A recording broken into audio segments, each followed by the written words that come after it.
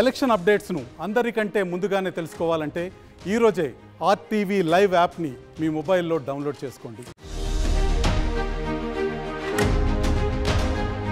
ఆంధ్రప్రదేశ్లో ఎన్నికల ఫలితాలు ఏ విధంగా ఉండబోతున్నాయన్న అంశం చర్చనీయాంశంగా మారింది. ఆంధ్రప్రదేశ్లో గతంలో ఎన్నికల ఫలితాలని తల్లకిందులు చేసిన మాంత్రికుడు చాణక్యుడు ప్రశాంత్ కిషోర్ ప్రస్తుతం మన దగ్గర ఉన్నారు. ఈసారి ఎన్నికల్లో ఏ పార్టీ ఎన్ని సీట్లు గెలుచుకోబోతుంది, ఏ పార్టీ ప్రభావం ఏ విధంగా ఉండబోతుందన్న అంశాన్ని प्रशांत ने अड़िग తెలుసుకుందాం. प्रशांत जी, अब आंध्र के बारे में बात करते हैं. आंध्र प्रदेश में आप जगन मोहन रेड्डी के साथ मिलकर काम करते थे. जब आप उनके पार्टी के साथ थे, एक आंधी चली थी. अब क्या माहौल दिखाई दे रहा है आंध्र प्रदेश में? 2019 में जगन मोहन रेड्डी को वाईएसआरसीपी को बहुत बड़ी जीत मिली, वो तो हिस्ट्री में है, दर्ज है. लेकिन इन चुनावों को लेकर आंध्र में चूंकि मैं जुड़ा रहा हूं, तो मैंने पहले आज से 3-4 महीना पहले भी कहा है कि जहां तक मेरी समझ है आंध्र प्रदेश में जगन मोहन रेड्डी की बड़ी हार होने जा रही है. और ऐसा आज मैं चुनाव के समय नहीं बोल रहा हूं. 1-1.5 साल पहले जब जगन मोहन रेड्डी मेरे से आकर दिल्ली में मिले, तब भी मैंने उनको कहा कि मेरी समझ से इस बार आपकी बड़ी हार होगी. Obviously he will not agree. लेकिन मीडिया का कहना है, लोगों का कहना है कुछ चीज़ बिगड़े हैं आपके और जगन मोहन रेड्डी के बीच में. नहीं, वजह से हमारा जगन मोहन रेड्डी से क्या बिगड़ेगा? हमारी तो उनसे दोस्ती है, अच्छा संबंध शुरू से रहा है. जो लोग मुझे जानते हैं या आंध्रा की पॉलिटिक्स को फॉलो करते हैं, उनको मालूम है कि आंध्रा के रिजल्ट के बाद मैं कभी जीवन में आंध्रा में वापस आया ही नहीं हूँ. तो बनना बिगड़ना क्या है, मैं तो अपना काम बिहार में कर रहा हूँ. लेकिन जगन मोहन रेड्डी आज से 1-1.5 साल पहले इन चुनावों को लेकर मेरे से मिलने दिल्ली आए थे. मेरी मुलाकात लंबी बात भी हुई थी. मेरा अपना नज़रिया ये था कि जिस तरह से सरकार चली है, उनके लिए बहुत बड़ी चुनौती होगा इस बार चुनाव जीतना. जगन मोहन रेड्डी अपनी उनकी जो समझ है उसके अनुसार उनको लगता था कि इस बार तो कोई लड़ाई है ही नहीं, जीत हार छोड़िए, हम तो 175 सीट जीत सकते हैं. तो मेरा अंतिम उनको यही था कि भाई अगर आप जीत ही रहे हैं और आपको लगता है कि आप 175 जीत जाएंगे तो बहुत अच्छा है, जाके चुनाव लड़. अच्छा, ये बता दीजिए जगन मोहन रेड्डी ने क्या गलती किया ताकि उतनी बड़े मेजॉरिटी से आप बता रहे कि हार के ओर बढ़ रहे हों? मैं आपको बता रहा हूँ, गलती कोई एक नहीं करी है. जैसा आपने ठीक कहा कि इतनी बड़ी हार के, इतनी बड़ी जीत के बाद अगर आप 4 साल या 5 साल में हार के कगार पर खड़े हैं तो you must have done series of blunders. जो सबसे बड़ी बात जो जगन मोहन रेड्डी ने गलती करी है कि he has started treating himself like a provider. He is a self appointed provider of Andhra people. Democracy में people elect leaders, they don't elect their kings, they don't elect their providers. Some leaders, it's not only true for Jagan Mohan Reddy. कुछ नेताओं को ऐसा लगता है कि अब मैं बन गया यहाँ. आपका कहना यह है कि जगन मोहन रेड्डी को सत्ता का चस्का लग गया और अहंकारी हो गई? नहीं, अहंकार तो बात की बात है. ये समझना कि मैं राज्य के मुखिया के तौर पे मुझे मालूम है कि जनता को क्या चाहिए. जगन मोहन रेड्डी ने यह तय कर लिया कि उनकी समझ से आंध्र की जनता को कुछ नहीं चाहिए, सिर्फ डीबीटी चाहिए, सिर्फ कैश ट्रांसफ़र चाहिए.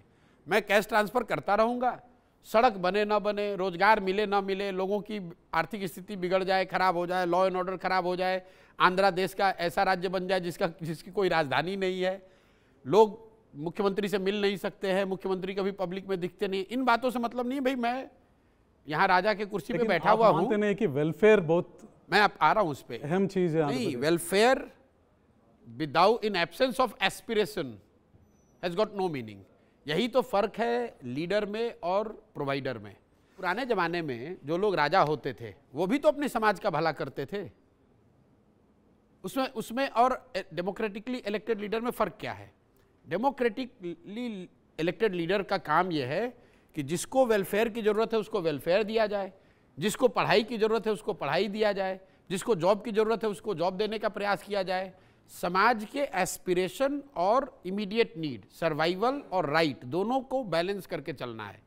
जगन मोहन रेड्डी ने बस वन वे स्ट्रीट बना लिया कि मैं पैसा हर महीने वेलफेयर के नाम पर लोगों को बांटता रहूँगा और लोग मुझे जीवन भर वोट देते रहेंगे, चाहे मुझे कर्ज लेके देना पड़े, चाहे मैं काम करूं न करूं, चाहे भ्रष्टाचार हो रहा हो, जब तक भाई तुम्हारा 5,000 रुपये मिल रहा है मेरे से सवाल मत पूछो. This is the attitude of a provider, not of a leader.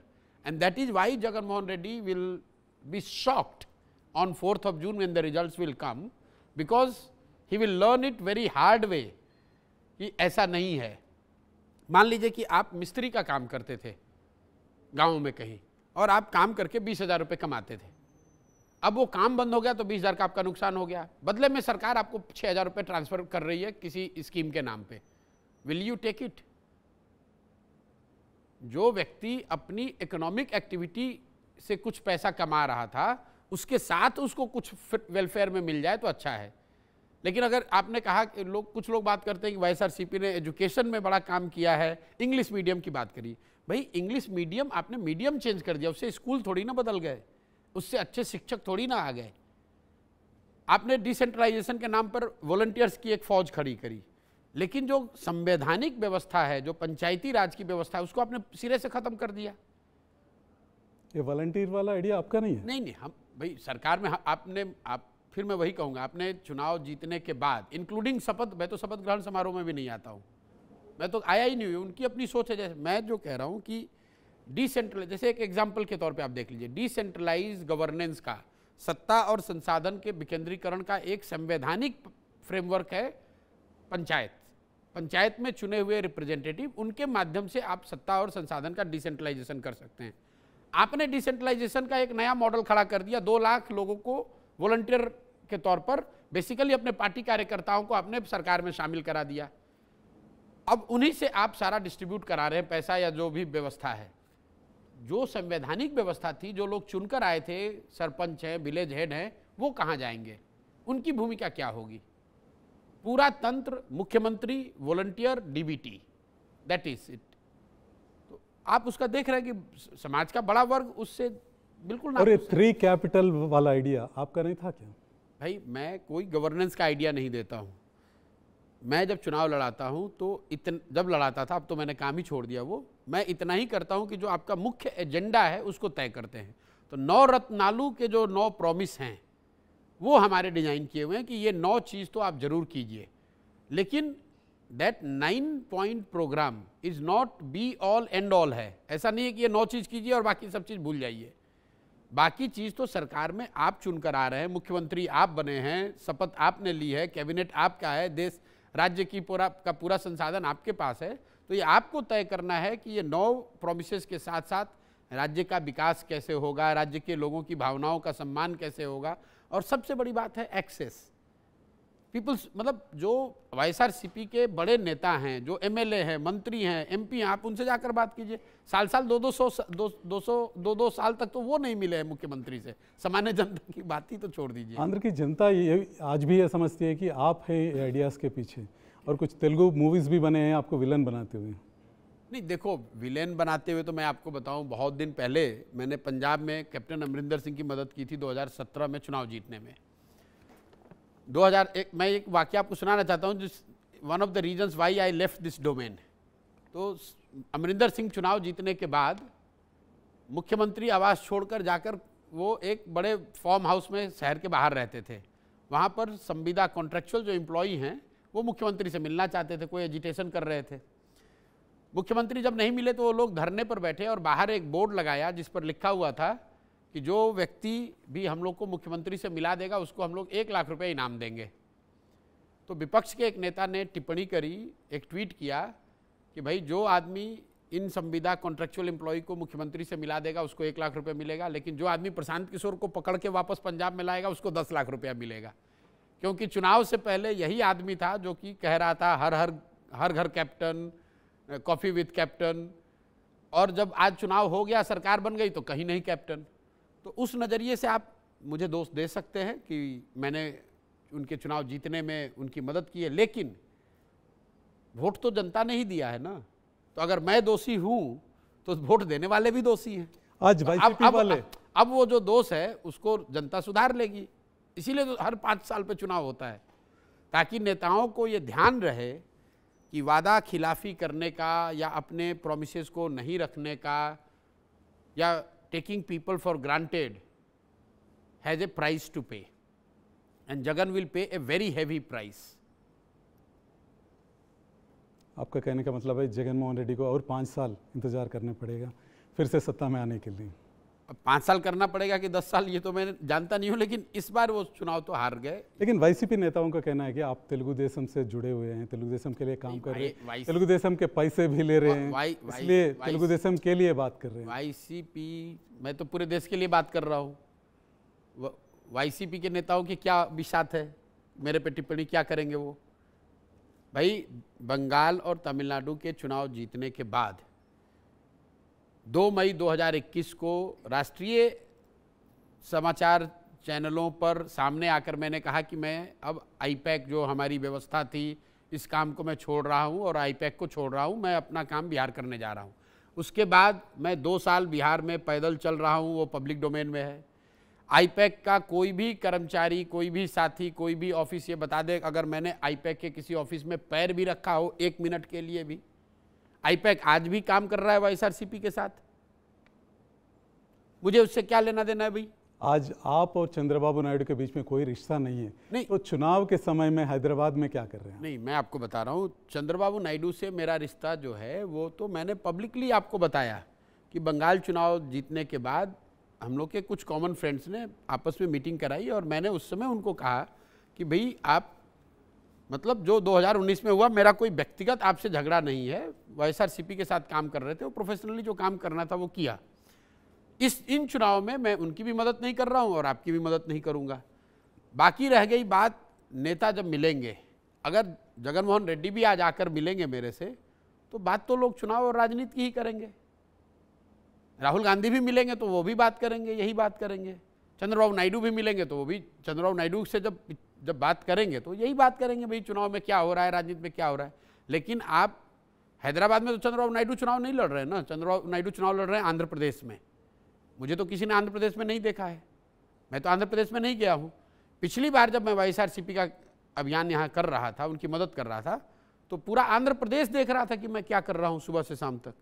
ठीक है, वो यहाँ के नेता हैं, अपना चुनाव लड़े, देखें, 4 जून को पता चल जाएगा कि किसकी सलाह किसने मानी और किसने नहीं मानी और उसका खामियाजा क्या किसको बिता। और मुझे कोई उससे मतलब भी नहीं है, मैं तो आपने सवाल पूछा उस नज़रिए से बता रहा हूँ। मुझे इससे मतलब नहीं कि वाईएसआरसीपी जीते कि टीडीपी जीते। वाईएसआरसीपी चुनाव हार, आप जैसे पूरे देश के बारे में पूछ रहे हैं।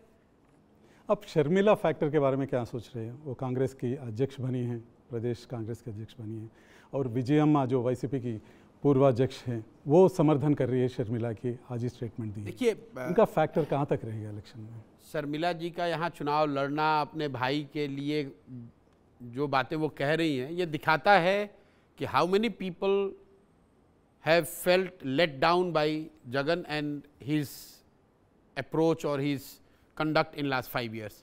यही शर्मिला रेड्डी हैं जो 2019 में जगन मोहन रेड्डी वाईएसआरसीपी के लिए रात दिन मेहनत करके उनके लिए प्रचार किया था। अब जिनके अपने माँ, अपनी बहन उनके खिलाफ खड़े हैं, मैं और दूसरे लोग क्या उस पर टीका टिप्पणी करेंगे? इन बेवकूफ़ों की इसी सोच से तो आज इस दशा में पड़े हैं कि 151 से 51 पर आने वाले हैं। इनकी दशा 51 पे आ जाएंगे। मैं आपको बता दे रहा हूँ, इनकी दशा होगी पुनर्मुसिको भवः, जहाँ से 2019 में इनको शुरू किया था वहीं पे आ जाएंगे। अब श्राप दे रहे हैं जगन को? बिल्कुल आप नहीं, ये मेरा असेसमेंट है। ये इस तरह के बयान देने वाले लोग, अगर 2019 में हम लोग कभी आगे बढ़कर कुछ बोलते नहीं हैं। मैंने हमेशा सामने से कहा है भाई कि हम लोग चुनाव कोई नहीं जिताते, चुनाव तो पार्टी जीतती है, नेता जीतते हैं, उनका प्रयास जीतता है।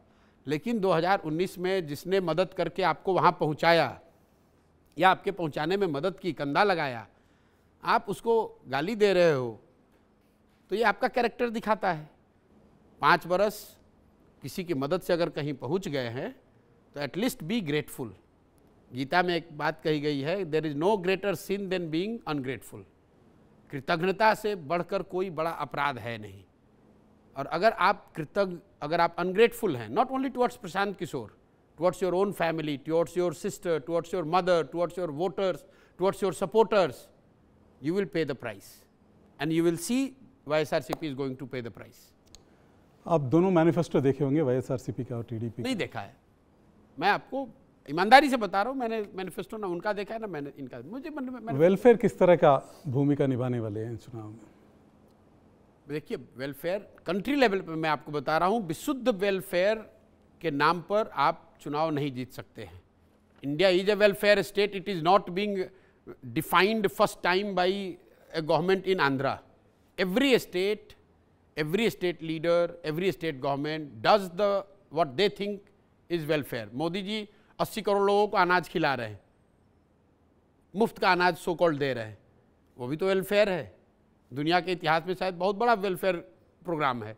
इसका मतलब है कि मोदी जी का विरोध नहीं होगा, इसका मतलब लोग मोदी जी के विरोध में वोट नहीं दे रहे हैं जिनको अनाज मिल रहा है। ये क्या लॉजिक हुआ भाई?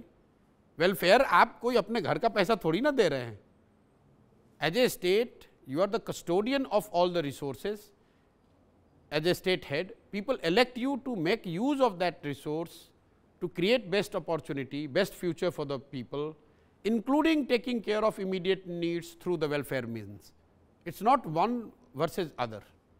और आंध्र में जो एक वोट के लिए 3,000 से लेकर 12,000 रुपये तक दिया जा रहा है, उसका था कि सदर्न स्टेट्स में बहुत सारी अच्छी बातें हो रही हैं कंपेयर टू नॉर्दर्न स्टेट जहाँ से हम लोग आते हैं। बिहार में, यूपी में, मध्य प्रदेश, राजस्थान के मुकाबले आज आंध्र में, तेलंगाना में, तमिलनाडु में, कर्नाटक में शायद विकास बेहतर दिख रहा है। लेकिन एक चीज़ जो यहाँ बहुत खराबी है वो है ये वोट में पैसे का चलन। लोग यहाँ पर चाहे जितने समझदार हों, लेकिन एक ये जो पैटर्न बन गया है राजनीतिक दलों या नेताओं के द्वारा पैसा देना, हालांकि मैं मानता हूँ कि पैसे से लोग वोट बेच नहीं रहे हैं, क्योंकि दोनों ही दल पैसा दे रहा है, फिर भी वोट तो एक ही किसी को ज़्यादा मिल रहा है, तो पैसे का उतना असर नहीं है। लेकिन it is one of the I would say major problems in the southern states. ये परेशानी इतनी ज़्यादा नॉर्दर्न स्टेट्स में नहीं है। दूसरी परेशानी वहाँ ज़्यादा हो सकती है, लेकिन ये जो पॉलिटिकल करप्शन, खासकर वोटर को चुनाव से पहले पैसा देने की जो बात है, ये नॉर्दर्न स्टेट्स में इतना नहीं है। सदर्न स्टेट्स में ये ज़्यादा, खासकर तमिलनाडु, कर्नाटक और आंध्र प्रदेश, तेलंगाना में हम लोग देख रहे हैं। प्रशांत जी, आंध्र के बारे में जो आपका एनालिसिस है उससे ये लगता है मुझे चंद्रबाबू के ऊपर पॉजिटिव वोट से ज़्यादा जगन के ऊपर जो नेगेटिविटी है वो चंद्रबाबू को मदद करने वाली है। आप ये कह सकते हैं कि मतलब जनता चंद्रबाबू नायडू को जिता रही है, वापस ला रही है, उससे ज़्यादा जनता जगन मोहन रेड्डी को सत्ता से हटा रही है, और या हटाने के लिए उनको vote. Basically negative vote you talking about. ठीक, it's very difficult to quantify कि कितना नेगेटिव है कितना पॉजिटिव है, लेकिन broadly speaking it is more, in my assessment the vote is going to be against Jagan then for anybody. Thank you very much Prashant ji, आप studio आने के लिए, थैंक यू, राय बताने के लिए धन्यवाद। మరిన్ని వీడియోస్ కోసం ఛానల్ ని సబ్స్క్రైబ్ చేయండి, లేటెస్ట్ అప్డేట్స్ కోసం వాట్సాప్ ఛానల్ ని ఫాలో చేయండి అండ్ లింక్ డిస్క్రిప్షన్ లో ఉంది.